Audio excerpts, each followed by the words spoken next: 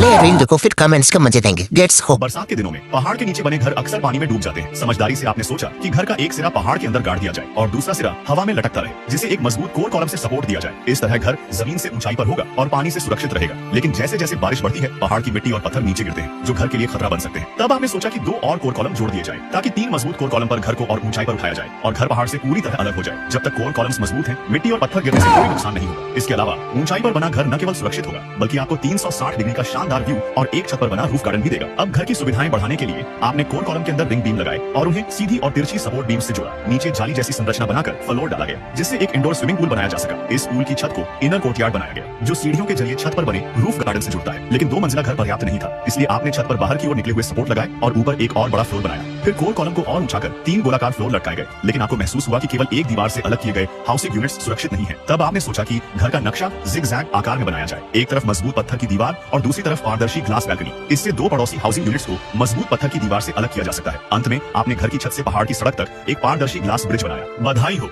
आपने ड्रुजबा सैनिटोरियम का डिजाइन तैयार कर लिया है। लेकिन बनाया क्या है हमने? वीडियो देखते देखते इंजीनियर बन गया हूँ। पर बनाया तो तूने है ना, हमें क्या बधाई दे रहा है? Yes, definitely.